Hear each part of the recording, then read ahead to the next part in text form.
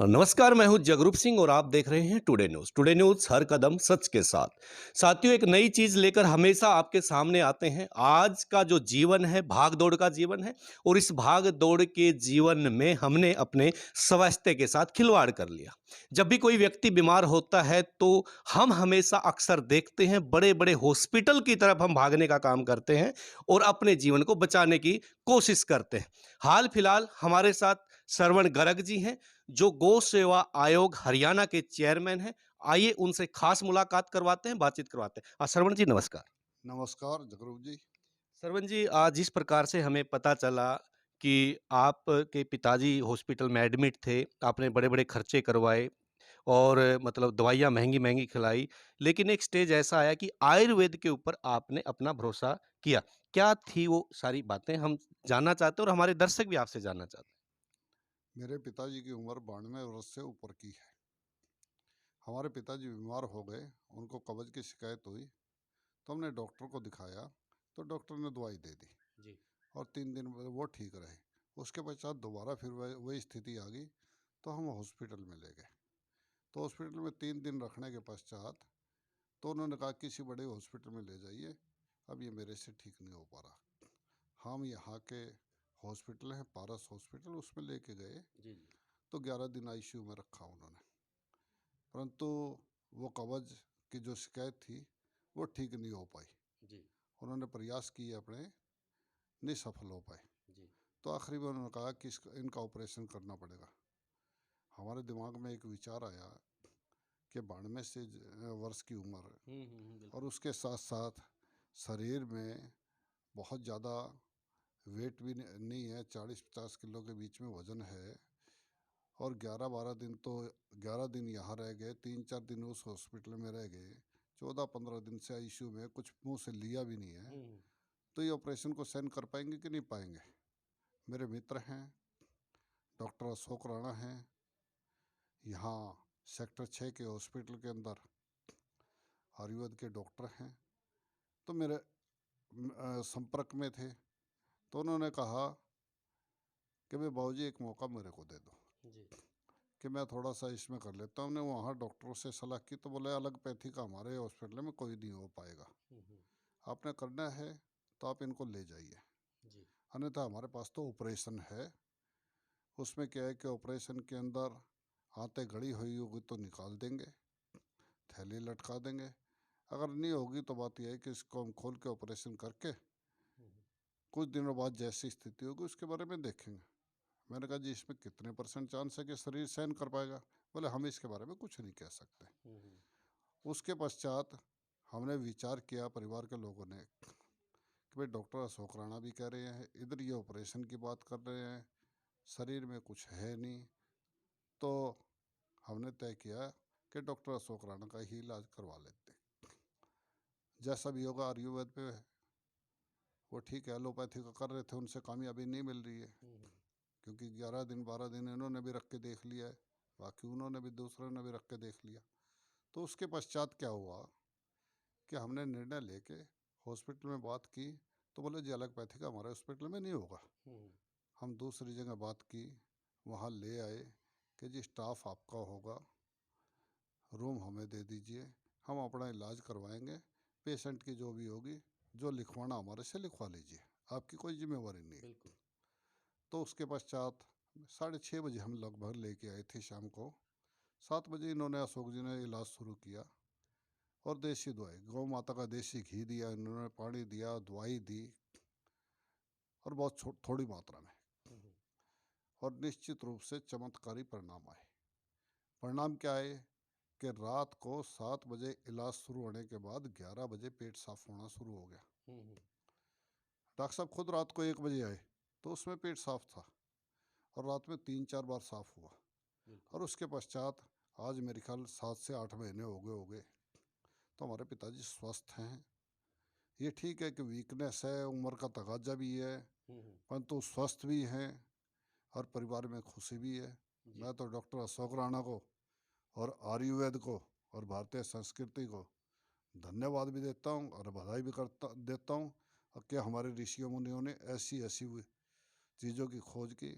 हम क्या है कि चकाचौंध में भाग रहे हैं, भारतीय संस्कृति के साथ जुड़े, भारतीय आयुर्वेद के साथ जुड़े, तो 90% तो मेरे को लगता है बीमारी शरीर में आएगी बिल्कुल, ही नहीं। श्रवण जी मैं रोकना भी चाहूँगा। आयुर्वेद के ऊपर हम विश्वास नहीं करते, लेकिन विश्वास अगर हम थोड़ा-सा हमारे पीछे जाएँगे, हमारे दादी के टाइम पे जाएँगे, पेट में दर्द हो जाता था, अजवाइन खिला देते थे और कुंडी कुत्ते के अंदर इतनी ताकत होती थी, कुछ भी उसमें दवाइयाँ डाल के हमें खिलाते थे, तो असर हो जाता था। पहले इतने डॉक्टर और हॉस्पिटल नहीं थे और इतनी बीमारियाँ भी नहीं थी क्योंकि खान-पान श्रवण जी आपका जैसे रहा होगा बचपन, तो आपने शुद्ध आयुर्वेद खाया, शुद्ध मतलब जो ऑर्गेनिक खाने होते थे, आजकल ज़हर भी हो गया ज़्यादा। तो जो हमें पहले चुटकी जो कहते थे, घर में रखी होती थी, हमारी दादी, हमारे दादा दे देते, तो उनसे भी हमारा इलाज हो जाता था। ऐसा है कि भारतीय संस्कृति ऋषि मुनियों की संस्कृति है। उस समय के ऋषि मुनि बोलते थे हम, आज के उनको वैज्ञानिक बोलते हैं। जी। इतना ही फर्क है। उनके पास ज्ञान भी था, विज्ञान भी था। आज हम विज्ञान की बात करते हैं, तो सदियों को ज्ञान की बात करें तो ज़्यादा बेस्ट है। उन्होंने अनुभव के आधार पर सिद्ध करके, शोध करके चीज़ें बनाई हैं हुँ, हुँ। जो शरीर में बीमारी को आने ही नहीं देती। आ जाए तो उसके बाद इलाज है। बिल्कुल। परंतु पाश्चात्य संस्कृति के अंदर जो लगता है कि बीमारी आने के पश्चात दवाई देते हैं हुँ, हुँ। और उस बीमारी को ठीक करती है, दो बीमारी और आती है। बिल्कुल। परंतु अगर हम अपना खान पान, रहन सहन अपनी संस्कृति के साथ जुड़कर, प्रकृति के साथ जुड़कर रखें और अपना जीवन सादा रखें, हुँ, हुँ। क्योंकि संसार में 84 लाख प्रकार के जीव हैं। बिल्कुल। मनुष्य और मनुष्य के संपर्क में जितने जीव आते हैं उनको डॉक्टरों की जरूरत पड़ती है। जी। बाकी के पास कोई डॉक्टर नहीं होता, उसका प्रकृति अपने आप इलाज करती है या भगवान ये इलाज करता है, और वो स्वस्थ रहते हैं और पूरी ज़िंदगी जीते हैं। जी। तो मैं तो ये कहूँगा कि संस्कृति अपनी जो है, सर्वश्रेष्ठ संस्कृति है, ऋषि मुनियों की संस्कृति है। इस संस्कृति के अनुसार ही अपना जीवन जिए, आयुर्वेद पे पूर्ण विश्वास करें, और भारतीय पद्धतियाँ जितनी भी हैं या और देशों की भी अच्छी पद्धति है, हुँ, हुँ। उनको अपना के एक सामंजस्य बना के एक ऐसे तैयार करना चाहिए कि मनुष्य बीमार ही ना हो। जी। और बीमार हो जाए तो उसका प्रॉपर रूप से थोड़े ही समय में बिना किसी इफेक्ट के इलाज हो। बिल्कुल, श्रवण जी जो अंग्रेज़ी दवाइयाँ हम खाते हैं, तो मोस्टली उसको तो एक रोकथाम होती है, उसका इलाज नहीं होता। अगर हमें पेट में दर्द हमने पेन किलर ले लिया, तो थोड़ी देर के लिए हमें रिलीफ़ देगा, आराम देगा, लेकिन वो प्रॉपर इलाज नहीं है। तो जो देसी इलाज है हमारा आयुर्वेद का, वो जड़ से बीमारी को ख़त्म करता है, थोड़ा लंबा शायद प्रोसेस हो सकता है उसमें। हम देख रहे हैं कि हमारे बच्चों के नाम बॉबी टोनी रखा करते हैं। जी। थोड़े समय की पहले की बात है, पंद्रह हुँ, बीस साल पहले। हुँ, हुँ। अब हम भारतीय नाम रखने शुरू कर दिए। हमारे खान पान पान के अंदर नौजवान भी और बुजुर्ग भी, बुजुर्ग तो पहले भी बात यह सादा खाना खाते थे, नौजवान जो है हुँ, हुँ। आज जितनी बड़ी मात्रा में विदेशी खाना खा रहे हैं हुँ, हुँ। या जंक फूड खा रहे हैं, जी। उतनी बड़ी मात्रा में बीमार हो रहे हैं। परंतु बीमार होने के पश्चात वो क्या करते हैं, बाद में भारतीय संस्कृति की और भारतीय देसी खाने की तरफ ही आ रहे हैं। बिल्कुल। रहन सहन भी ऐसा हो रहा है। हुँ, हुँ। आज हम देखते हैं कि जन्मदिन मनाने के ऊपर किसी हम धार्मिक स्थल पे जाने की कोशिश करते हैं, पूजा बिल्कुल। पाठ की करते हैं। हुँ, हुँ। और पहले क्या था, तो ये ठीक है, पाश्चात्य है, थोड़े दिन प्रभाव रहेगा। हुँ, हुँ। निश्चित रूप से अपनी जड़ों की ओर दोबारा लौटना ही लौटना पड़ेगा, बिल्कुल। और वो है भारतीय पद्धतियाँ। श्रवण जी अंतिम सवाल आपसे करना चाहता हूँ कि जिस प्रकार से देश हमें देता है सब कुछ, हम भी कुछ देना सीखें, इस भाव से आप गौओं की सेवा में लगे हुए हो और जिसमें हम अपने बुजुर्गों से सुनते आ रहे हैं, जिस घर में गाय होती है वहाँ कोई भी विकार नहीं होता, कोई भी नुकसान नहीं होता। आप गौ की लगातार सेवा करें। गौमूत्र की ताकत आपको पता है कि आज हर स्टोर पे गौमूत्र मिलता है और हर स्टोर के अंदर आज देसी दवाइयाँ मिलती हैं और गाय से के गोबर से बनी, आपने जिस प्रकार आपके ऑफिस में अपने पेंट दिखाया था, बहुत सारी चीज़ें ऐसी हैं। क्या आप अपने घर में जो गऊ का जो महत्व था, उसको हम समझाने में कामयाब रहते हैं? क्योंकि आप तो अनेक जिलों में जाते हैं, पूरे हरियाणा में आप भ्रमण करते हैं। अभी लंपी स्किन बीमारी आई थी बिल्कुल। गायों के अंदर, उससे पहले कोरोना आया था।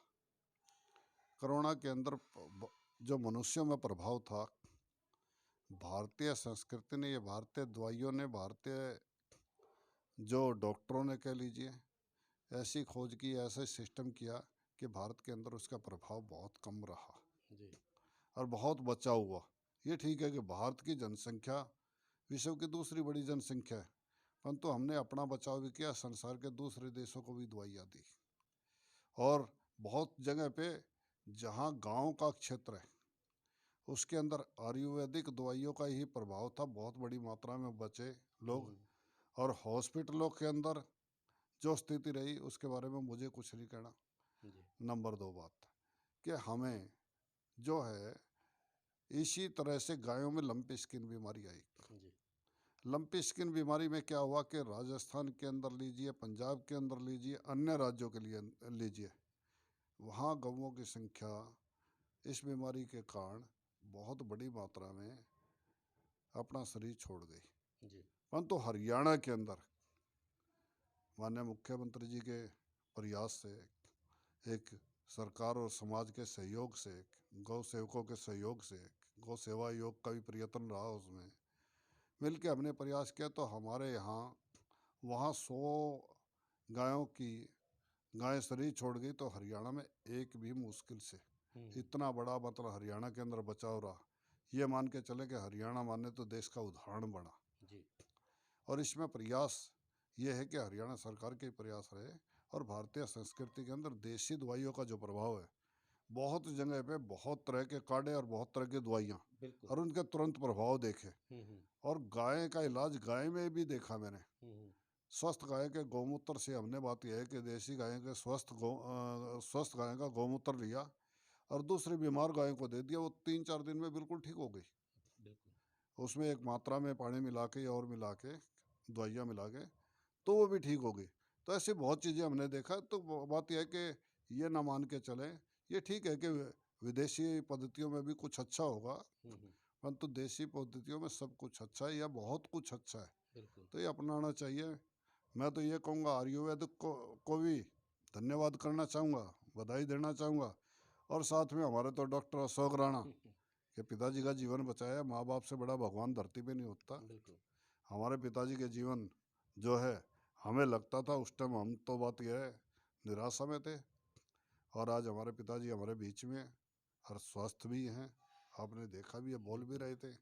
ये ठीक है, छोटी मोटी उम्र के तगाजे में वो आएंगे समस्याएं, परंतु ये है हमें आशीर्वाद मिल रहा है, तो ये हमारा सौभाग्य है। जी। तो ये थे श्रवण गर्ग जी, गौ सेवा आयोग के चेयरमैन हैं और इन्होंने बिल्कुल खुलकर आयुर्वेद के बारे में बताया। डॉक्टर अशोक के बारे में बताया जिन्होंने आयुर्वेद के ऊपर विश्वास करके श्रवण जी के पिताजी को ठीक किया। क्योंकि हमारा देश आयुर्वेद के नाम से जाना जाता है और प्राचीन पद्धति को अगर हम उठाकर देखें, गूगल्स पे सर्च करके देखें या हमारे बड़े बूढ़ों से इसके बारे में बातचीत करके देखें, तो हमारा देश एक साइंटिस्ट देश रहा है, ऋषि मुनियों का देश रहा है और यहाँ पर आयुर्वेद का जन्म हुआ है। तो सब साथियों से निवेदन है कि आयुर्वेद के ऊपर थोड़ा सा विश्वास करें और दोबारा से जो हमारा देश एक करवट लेकर विकास की ओर बढ़ रहा है और हमारा जो युवा पीढ़ी हमेशा देशभक्ति के अंदर ओतप्रोत रहती है, वो भी आयुर्वेद के अंदर आ जाए। और हरियाणा सरकार, भारत सरकार को भी आयुर्वेद को बढ़ावा देना चाहिए और उसी पद्धति के ऊपर दोबारा आना चाहिए ताकि हमारा देश फिर से सोने की चिड़िया बन सके। टुडे न्यूज के लिए जगरूप सिंह की रिपोर्ट।